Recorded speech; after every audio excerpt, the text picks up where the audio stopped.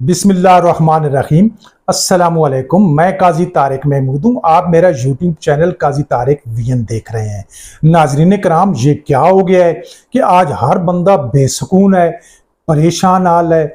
हर दूसरा बंदा परेशान है और जो खुश है वो भी परेशानी की तरफ रूबा गामजन है। इसकी मेन वजह यह है कि ये सुकून तलाश तो कर रहा है, लेकिन ये सुकून कहाँ तलाश कर रहा है? ये ऐसी जगह से तलाश कर रहा है जहां सुकून बिल्कुल भी नहीं है।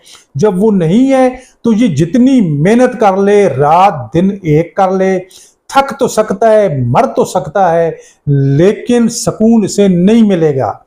ये ऐसी है जैसे कोई मछली का शिकार करने जंगलों में निकल जाए, फिर मछली पकड़ के ले आएगा। या ऐसी है कोई हिरन पकड़ने समुद्रों में चला जाए, या जितनी मेहनत कर ले, बहुत ही मेहनत कर ले, वो ये शिकार कभी भी पकड़ के नहीं लाएगा। मैं आपको बता दूं कि ये जो इंसान है ये दो चीजों का इम्तजाज है, जोड़ है। फिर से ये सुन ले, और ये जुमला इंतहाई अहम है। यही जुमला जो है इस पूरे जो है ना सुकून का आगाज है और यही इंजाम है। इसके अंदर सुकून का पूरा चैप्टर मौजूद है। और ये क्या कि ये जो इंसान है ये दो चीजों का इम्तजाज है, जोड़ है। एक है रूह और एक है मादा। मादे का ताल्लुक दुनिया से है, मादे का ताल्लुक खाने पीने से है, नहाने धोने से है, सेहत सफाई से है। और इंसान जो सुकून ढूंढ रहा है वो कहाँ ढूंढ रहा है? ये सुकून मालो दौलत में ढूंढ रहा है कि बहुत सा माल इकट्ठा कर लूं, मेरे पास इतना माल आ जाएगा, फिर खैर है, मैं पुरसकून हो जाऊंगा। फिर ये इक्तदार में ढूंढ रहा है, ये शोहरत में ढूंढ रहा है, ये शहावत में ढूंढ रहा है। कभी तो कहता है कि मैं किसी खूबसूरत मकाम की विजिट करूंगा, मेरा दिल खुश हो जाएगा। और कभी वो कहता है कि मैं किसी वादियों के किनारे खुली फिजा में, बल्कि इसे कहता है पुरसकून फिजा में एक बड़ा खुला घर बनाऊंगा और पुरसकून हो जाऊंगा। पुरसकून फिजा में भी जाने के बाद फिर कुछ दिनों बाद पता चलता है कि सुकून कोई नहीं है। मेरे भाई, ये सारी चीजें जो हैं ये जिस्म की खुराक हैं और ये सारे सुकून नहीं है, ये बहलावे हैं। ये दिल बहल जाता। आपको बात तो समझ आ रही है ना कि ये जिस्म की आर्जी खुशियां हैं।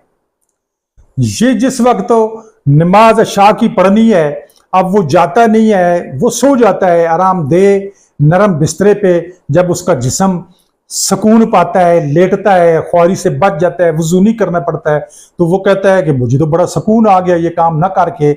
लेकिन इस जिस्म पे हुक्मरानी करने वाली जो इसके साथ दूसरा जोड़ है रूह का, वो खुश नहीं है, क्योंकि उसकी ये खुराक नहीं है। ये सारी जिस्म की खुराक है जो वो करता रहा है, और बाद में वही गिल्ला है कि सब कुछ होने के बावजूद भी सुकून नहीं है, और जान ले कि इसके अंदर हरगिज़ भी सुकून नहीं है। अब मैं आपको बताने वाला हूं कि सुकून है कहां। आप इस वीडियो को देखें, बिल्कुल आप उस राह पे चढ़ने वाले हैं, उस रोड पे आने वाले हैं जिसके ऊपर सुकून का शिकार मौजूद है, जिसके ऊपर सुकून मौजूद है। आप सुकून भर भर के पिएंगे और दूसरों को भी आप पिला सकते हैं। एक गुजारिश है कि जो नए चैनल पे आए हैं वो इसे सब्सक्राइब कर दें, और फिर आप भूल जाएंगे, थोड़ा सा काम होता है कि ये इसे लाइक भी कर दें। इस तरह हमारा भी काम हो जाता है, यही समझो चलो सुकून आ जाता है। नाजरीन काम, सच्ची बात यह है कि लोग दुनियादारी की तरफ लग गए हैं और अल्लाह को छोड़ दिया है, अल्लाह की इबादत को छोड़ दिया है, अल्लाह के साथ कुर्बत को छोड़ दिया है। जब ये काम कर दिया है तो हमारी रूह, उसकी बालिदगी रह गई है, उसकी परवरिश रह गई। हालांकि रूह की बालिदगी बहुत स्पीड अप है, तेज है। अल्लाह जुल जलाल कहते हैं कि जो बंदा मेरी तरफ 10 कदम चल के आता है, मैं उसकी तरफ 100 कदम चल के आता हूं। अल्लाह कहते हैं जब वो मुझे याद करता है मैं उसे याद करता हूं, जब वो मेरा जिक्र लोगों में करता है मैं उसका जिक्र फरिश्तों में करता हूँ। और जिस बंदे का जिक्र अल्लाह पाक फरिश्तों में करे और जिसको अल्लाह पाक याद करे, क्या उसका दिल मुतमैन नहीं होगा? उसकी रूह की बालिदगी होगी, क्योंकि रूह की खुराक जो है वो अल्लाह की बंदगी और अल्लाह से प्यार है। इत्मीनान के हमने हल निकाले हुए हैं, इनसे वो मुतमैन नहीं होता। रूह को मुतमैन करने के लिए ये 5 तरीके आप अडॉप्ट कर लें, आपका दिल मुतमैन हो जाएगा। सबसे पहला जो तरीक़ेकार है कि वो अल्लाह पाक का शुक्र अदा करें और उसका शिकवा ना करें। मैं आपको बताता हूँ, हज़रत शेख सादी रहमतुल्लाह फरमाते हैं कि एक दफ़ा मैं बैठा घर में, ये सोच रहा था मेरी जूती नहीं है, मुझे शिकायत सी पैदा हुई कि या अल्लाह पाक मुझे जूते तो दे देते। मैं बाहर निकला तो मैंने एक बंदा देखा जिसके पाँव नहीं है। उसी वक्त अल्लाह पाक का शुक्र बजा लाया कि या अल्लाह पाक मेरे जूते नहीं है, ये ऐसा बंदा भी है जिसके पाँव ही नहीं है। इससे मेरा दिल मुतमैन हुआ और मुझे सुकून हासिल हुआ। दूसरी बात यह है कि आपका गिला तब पैदा होता है जब आप एहसास कमतरी का शिकार हो जाते हैं। ये ऐसी है कि आपके सामने एक आदमी आ रहा है, उसकी बहुत बड़ी गाड़ी है, उस पर आ रहा है, उसके साथ बहुत बड़ा प्रोटोकॉल है। आपके अंदर एक एहसास पैदा होगा, यार ये बहुत बड़ा बंदा है, अल्लाह पाक ने इसे बहुत कुछ दिया है।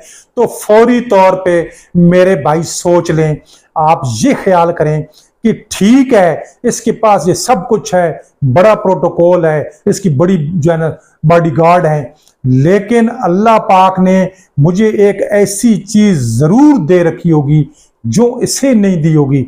हो सकता है आपको अच्छी नींद आती हो, उसे अच्छी नींद ना आती हो सकता है आपका हाजमा अच्छा हो, क्या पता अल्लाह पाक ने आपको फर्मा बरदार औलाद से नवाजा हो और वो बेचारा परेशान। बहरहाल आप ये सोच लें कि अल्लाह पाक ने मुझे कोई ना कोई ऐसी चीज जरूर दी होगी जो इसे नहीं दी होगी।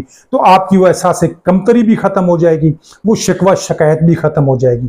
और शिकायत करनी वैसे भी नहीं चाहिए, क्योंकि जो कुछ भी हमें देता है, इज्जत देता है, माल देता है, खुराक देता है, सब कुछ जो भी देता है अल्लाह ही देता है। तो फिर हम क्या गिल्ला किससे करेंगे, शिकायत किससे करेंगे? इससे मुराद है कि हम अपने मालिक से गिल्ला कर रहे हैं। मालिक का तो बहुत बड़ा एहसान है।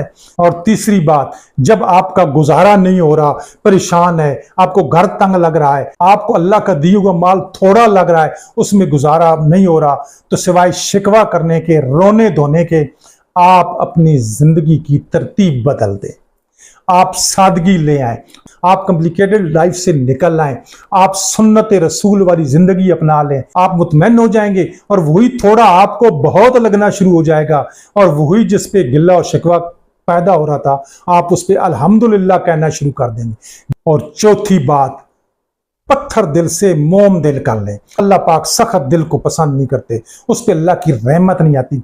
कुफार जो अल्लाह को याद नहीं करते थे, अल्लाह पाक ने कह दिया कि उनके दिल सख्त हो गए, पत्थर जैसे हो गए, बल्कि उससे भी कहीं ज्यादा जो है ना सख्त हो गए, क्योंकि कई पत्थर भी अल्लाह के खौफ से लुढ़क जाते हैं। जिस वक्त आप दिल के अंदर नरमी पैदा करेंगे, और दिल के अंदर नरमी कैसे आएगी? आजिज़ी से आएगी और खिदमत खल्क से आएगी। जब आप अपने अंदर ये चीज डालेंगे कि दुनिया का हर इंसान आपसे अफजल है, बेहतर है, और आप जो है ना उससे कमतर हैं, उसकी जब इज्जत करेंगे, खिदमत करेंगे, और वो आपको अच्छा लगेगा, आपका दिल नरम हो जाएगा और अल्लाह की रहमत आपकी तरफ दौड़ दौड़ के आएगी। और जो जिसने अपने आप को नीचा किया, फिर अल्लाह उसे ऊपर ही करेगा। और पांचवी बात, आप बसारत से बसीरत पैदा करें। बसारत, ये 2 आंखें हैं जो अल्लाह पाक ने दी हैं, ये इसलिए दी हैं कि तुम इससे देखो और इबरत पकड़ो। फाताबिरु जाओ लिल्लबसार, देखो और इबरत हासिल करो। सीरू फिल अर्ज़, जमीन में बेशक घूमो फिरो और देखो दायमी खुशी किसको हासिल हो रही है, और हमेशा रहने वाला कौन है? अल्लाह और अल्लाह का नाम। वरना ये जितने बड़े बड़े हैं, ये बहुत फूं फूं करते हैं, अपने जिस्म पे उंगली नहीं लगने देते। यही डीसी साहब जिस वक्त फौत हो जाते हैं तो इनके कमीज को गले से फाड़ के उतारा जाता है, और ये बड़े बड़े जिस वक्त चारपाई पे उठा के लेके जा रहे होते हैं तो इनकी बड़ी गाड़ियां और माड़ियां पीछे रह जाती हैं, तन तनहा वहां चले जाते हैं, और वहां जो चीज इनके साथ जाएगी वो अल्लाह वाली बात जाएगी। लिहाजा आप अल्लाह को याद करें, आपका दिल मुतमैन हो जाएगा। और शैतान से महफूज होने के लिए दिल में 2-4 दफ़ा वक्फों से ला हौला वला कुव्वता इल्ला बिल्लाहिल अलीयुल अज़ीम भी पढ़ लिया करें। सुकून की तलाश करने वालों, आपको यहाँ से सुकून मिलेगा कि अल्लाह की याद में लग जाओ। अला बिज़िक्रिल्लाह तत्मइन्नुल क़ुलूब। वीडियो अच्छी लगे तो अच्छा सा कमेंट्स भी कर दें। काजी तारिक को इजाज़त दीजिए। अल्लाह हाफिज़।